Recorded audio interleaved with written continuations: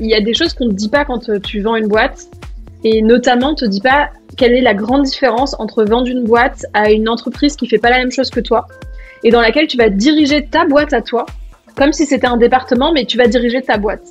Et, ce qui était mon cas, vendre une boîte qui fait exactement la même chose que toi, et où chaque département va être intégré dans un autre département déjà existant.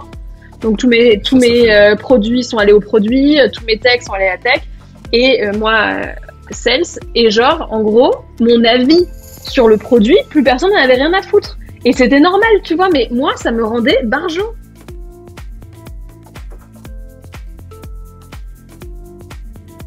T'es monté jusqu'à 10 collaborateurs, et t'as mis combien de temps pour déjà en vivre de la boîte? Faut savoir que j'ai pas de religion non plus, pour moi, ce qui compte, c'est de gagner de l'argent.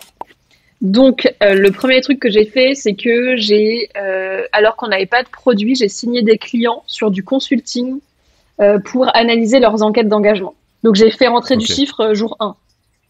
Et le truc un peu malin que j'ai réussi à faire, c'est que j'ai vendu une presta d'analyse, genre 10K, je crois, un truc comme ça.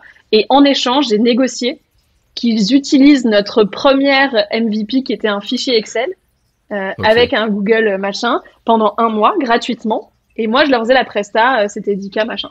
Et du coup, une fois que j'avais ça, j'avais mon premier client qui a payé. Bon, on n'est pas raccord sur le truc, mais... Oui, ok. Mais j'avais mon premier client qui avait payé, et je suis allée voir des investisseurs, c'était 4e mois, je crois. Et je leur ai dit, on a besoin de fonds, donnez-nous de l'argent, machin. Et donc, on a levé 300 000 euros, je crois, en tout, un truc comme ça. Ce qui faisait qu'on avait un petit peu d'argent.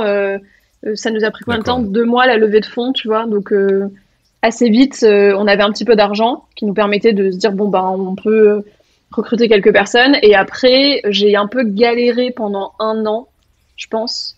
Je l'ai dirigé pendant 3 ans, la boîte. J'ai un peu galéré pendant 1 an à faire des ventes, parce que j'étais une très mauvaise vendeuse. Puis que le marché était en phase d'évangélisation. C'est fou comme ça a changé, vu que tu sais ce que tu vends maintenant là, avec Closing Baby. Mais non, et en fait, j'étais une tellement mauvaise vendeuse que je connais 100% des erreurs. Enfin, c'est un délire, en fait. Et par contre, j'ai une bonne capacité d'apprentissage. Donc, j'ai analysé toutes les erreurs et pourquoi ça marchait pas. J'ai suivi des formations, des coachings, des machins, tout ce qui était possible. Et on a arrêté de galérer et on s'est mis à faire pas mal d'argent et pas mal de croissance. Et c'est aussi d'ailleurs ce qui a conduit à la revente de la boîte. Tu m'as fait penser à 2 points du coup en parlant de ça. Le premier, c'est le fait que tu as déformé ce que les clients voulaient pour que ça marche comme toi tu veux. Ça, c'est un des trucs que je trouve on est peu à avoir ce super pouvoir. Tu vois, je trouve que c'est un super pouvoir en vrai. Parce que du coup, tu arrives à obtenir un peu ce que tu veux, même quand les gens, c'est pas ça qu'ils avaient prévu à la base. Et il y a plein de gens, ils ont honte. Genre, ils voient qu'il y a un truc qui est demandé, c'est comme ça, et du coup, ils s'y conforment. Et je sais pas pourquoi. Du coup, toi et moi, et sûrement d'autres entrepreneurs, on a tendance à dire non, c'est pas ce que nous on veut. Du coup, on force le truc un peu dans l'autre sens, tout en leur disant ça va être bien pour vous aussi, et en étant convaincant, et du coup, ça fonctionne, et comme ça, t'arrives à faire des trucs de ouf, je trouve. Je suis d'accord avec toi sur le fait que ça permet d'aller très vite. Néanmoins, moi, ça m'a un peu bousillé de faire ça. Genre d'avoir toujours l'impression de me battre pour faire rentrer ce que moi je veux. Et avec la manière de travailler actuelle, j'ai une liberté mentale qui est totale parce que je n'impose plus rien à personne. J'attends juste que je teste 1 million de trucs et ce qui marche, je suis le flow. Et suivre le flow, en vrai, c'est un délire, quoi. À quel point la croissance j'ai jamais fait autant de croissance en bossant si peu, quoi. Oui, non, on est d'accord que c'est une stratégie de forceur, mais quand t'es en galère, que tu pars de rien, c'est pas mal de l'avoir. Il faut savoir faire ça, c'est super important quand t'es effectivement dans une stratégie de forceur, ce que j'ai fait pendant toute ma première boîte, mais c'est aussi cool de pas avoir à le faire. Ah oui, clairement, je suis d'accord avec toi, quand les trucs se vendent d'eux-mêmes, c'est quand même plus sympa, et puis en fait, c'est... Tout ce que tu fais aussi sur le côté stratégie de contenu, etc., fait que tu rayonnes d'une certaine manière. Et du coup, naturellement, les gens, ils viennent pour ce que tu rayonnes. Et du coup, tout est déjà aligné, quoi. Les gens, ils viennent, ils sont auto-closés dans leur tête. Parce qu'ils savent qu'ils te veulent à toi pour tel sujet. Et du coup, c'est carrément mieux. Mais oui, au début, quand t'as rien, faut faire avec rien. Et du coup, cet outil-là, il marche super bien. Mais ok, donc ça c'était le premier point que je trouvais trop cool et du coup je conseille pour ceux qui partent vraiment de nada, il faut pas hésiter à transformer un peu les choses Si vous voulez pas faire du contenu, parce que si tu fais du contenu, bien sûr, tu as des chances d'attirer les bonnes personnes, mais des fois, t'as pas le luxe de pouvoir faire X temps de contenu avant d'avoir des clients qui viennent dans le bon sens, quoi. Donc bon, le forceur, c'est pas mal. C'est pas mal un petit peu au début.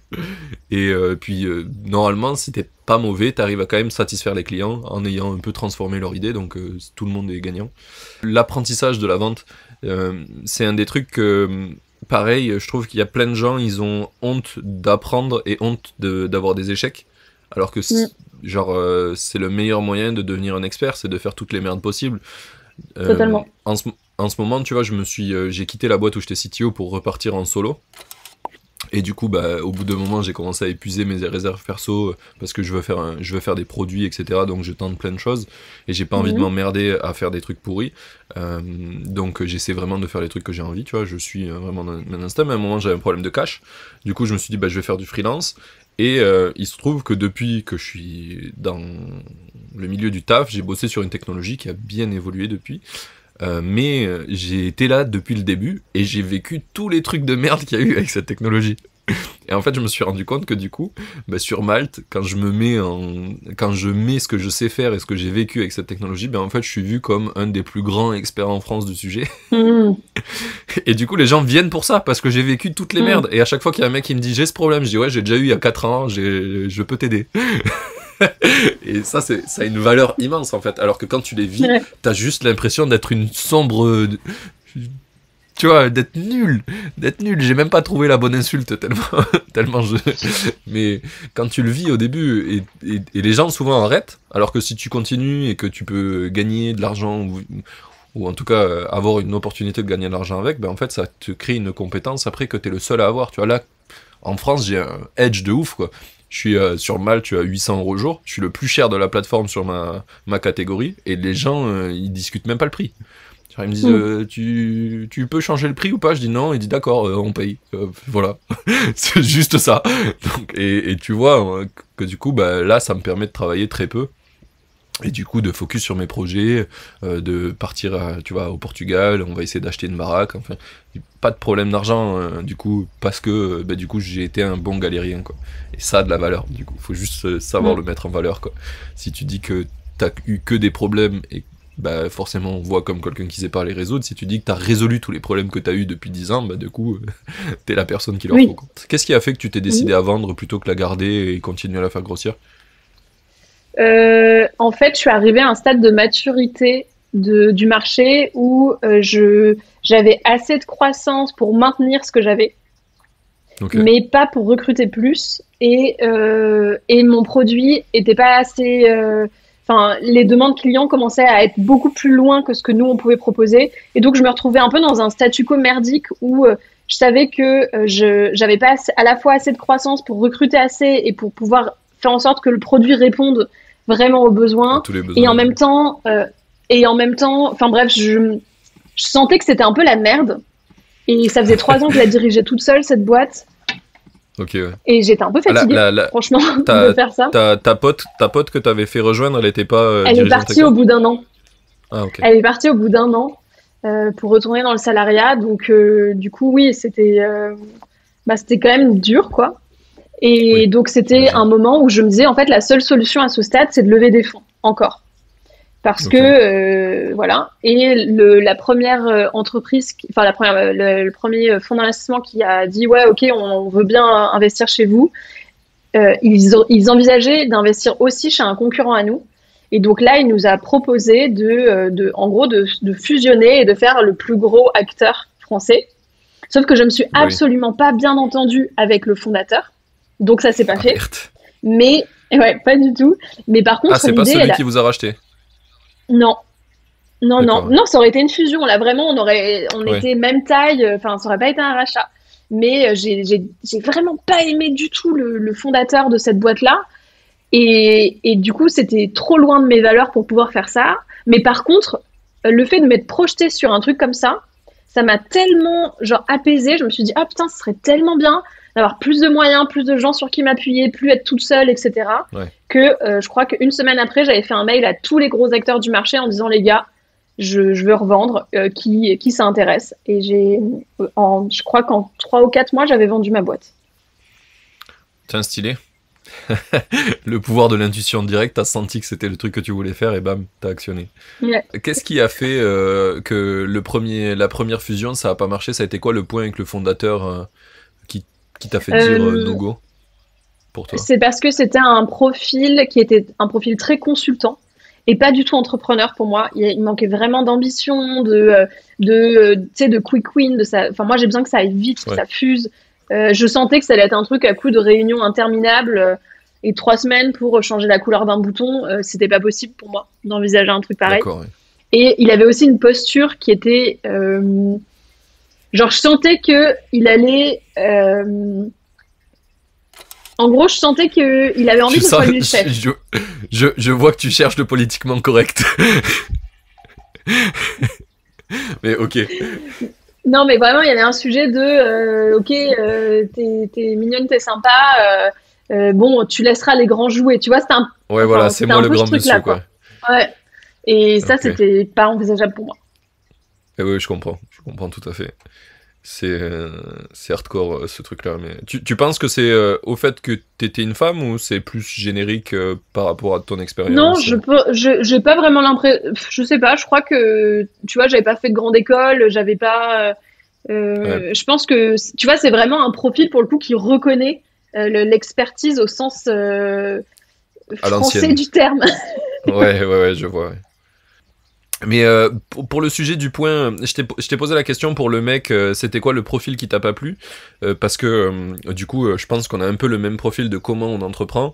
Et du coup, bah, si t'es intuitif et qu'en face de toi, t'as quelqu'un qui est pas du tout intuitif, qui est plutôt en mode j'essaie de poser les trucs carrés, le plus, le moins, écrire sur le papier, etc. Ben, tu le regardes et tu dis, mais mec, ça fait 4 jours que j'ai déjà pris la décision de ce qu'on va faire. C'est ça, moi, exactement. De mon côté, oui. Qu'est-ce que tu fais? Et c'est très très dur, je trouve. L'association, c'est un sujet hardcore. Et encore plus quand tu te mets... Enfin, ouais, quand tu bosses avec des gens, je trouve que t'es employé, c'est un peu moins dur parce que les enjeux sont moins grands. Tu vois, t'es employé, c'est pas toi qui gères, etc. Mais quand tu t'associes, genre, faut vraiment... c'est de la précision millimétrée de qui tu choisis, quoi. Ah ouais, c'est chaud, quoi. Ouais, c'est clairement très très chaud. Et je sais que quelqu'un qui serait comme ça, je lui dis, mais en fait, non, mec, ça va pas le faire. Ça va pas le faire. En fait, t'as mis déjà 4 jours à essayer de réfléchir à est-ce qu'on va s'associer, c'est mort. Moi, je savais d'entrée que c'était mort. Super intéressant en tout cas ce point-là, et je pense que ça va résonner chez plein de gens parce qu'on n'est pas tous pareils et on peut pas tous penser pareil. C'est ce que j'essaie de mettre en avant dans le podcast, plutôt que de donner des... Tu sais, il y a beaucoup de podcasts qui sont très actionnables où t'écoutes des gens dire ben moi, c'est ça ma stratégie. Mais en fait, ça sert à rien, ça, je trouve, parce que chacun a sa manière de faire, et si tu appliques la stratégie d'un autre, tu vas juste encore plus te foirer que si t'en avais inventé une tout seul. Enfin, pour moi. Ou alors t'as de la chance, t'es tombé sur la bonne, mais bon. Il y a tellement de gens différents dans ce monde que je suis pas sûr que ça soit un bon statistiquement une bonne méthode. Ok.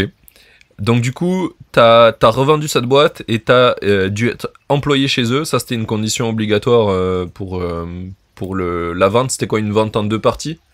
Ou t'as une partie au début? Tous les 6 mois, en gros, je débloquais une partie.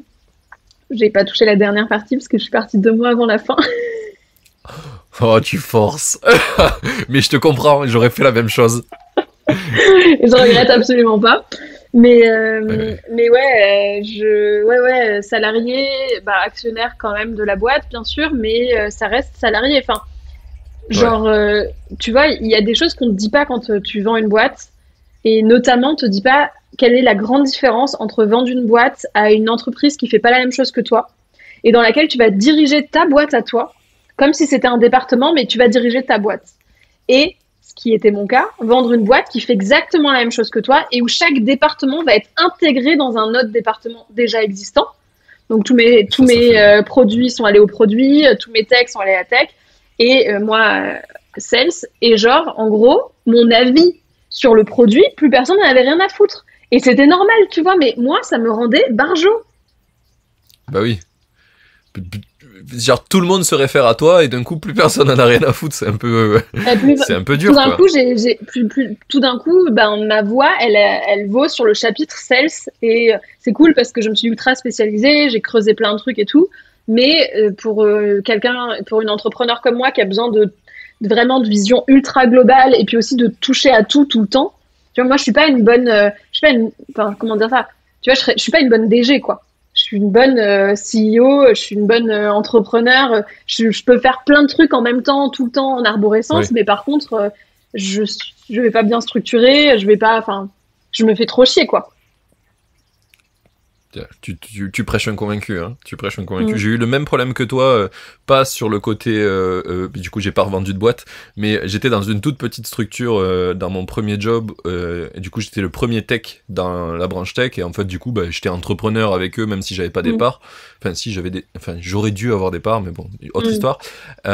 Et du coup, j'étais ultra décisionnaire sur plein de points. J'ai fait changer plein de choses dans la boîte. J'avais ultra de l'impact.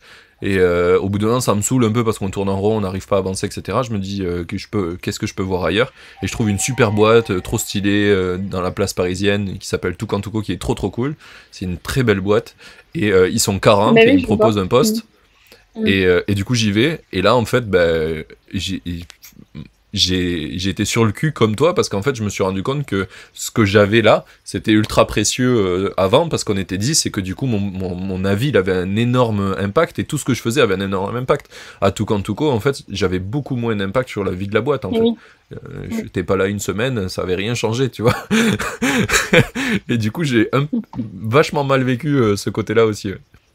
Qu'est-ce qui a été le déclencheur qui a fait que les 2 derniers mois t'as laissé tomber? Tu as le droit de dire sur combien t'as mis. Il t'est passé sous le nez parce que t'es parti avant? Non. Ouais. Mais je peux te dire que je sais pas si je peux dire pourquoi j'ai craqué. En vérité, Je ça pense faisait que. déjà tellement de temps Oui, que que, enfin, tu tirais la corde. ouais, que je dirais qu'à un moment c'était juste, enfin, c'est bon quoi. Ouais. Je comprends ce point. Surtout quand t'es intuitif, en fait, je pense que la thune, t'en as rien à battre. C'est vraiment genre à un moment Ah donné, oui. Non mais tu te dis surtout, juste, enfin, tout mon corps me dit d'aller là-bas. C'est donc ciao. oui, et puis enfin pour moi tu vois le fait que ma vie soit fun, c'est genre un driver, mais qui est hyper important. Et il faut que mon boulot, Oui. ça soit ça que je ressente au quotidien. Et du coup, pour moi, l'énergie dépensée pour avoir de l'argent enfin, d'une telle manière, etc., c'est pas du tout aussi bon que de l'énergie dépensée pour découvrir un nouveau truc. Et de toute façon, je sais générer de l'argent. Enfin, genre, ça, c'est pas un sujet, quoi. L'argent, ça va venir Ouais. d'une manière ou d'une autre. Tu sais, ça c'est un truc que j'ai découvert récemment, jusqu'il y a pas très longtemps. En fait, j'ai toujours eu peur d'être tout seul et du coup, j'ai toujours essayé de m'associer avec des gens, de me dire que, enfin, pour l'argent, j'avais une problématique et je m'en étais pas rendu compte. Et du coup, ça fait que je fuyais ce que je voulais faire vraiment et je les faisais un peu à moitié. Et en fait, une fois que tu te lances et que t'as appris à faire de l'argent tout seul, tu te rends compte que, enfin, moi, je me suis rendu compte que j'avais vraiment attendu trop longtemps pour faire ça, que ça faisait longtemps que j'en avais envie et que c'est vraiment pas un problème. Quand tu sais te débrouiller, que t'es débrouillard et que t'as développé des compétences, il faut juste être pas trop con pour arriver à les vendre bien. Et à partir de là, l'argent, c'est vraiment pas un souci, quoi. En tout cas, Ouais, c'est clair. pour être ce qu'on appelle, tu sais, dans les indie makers, ramen profitable, quoi. Que tu puisses bouffer des pâtes, c'est aucun problème, tu vois.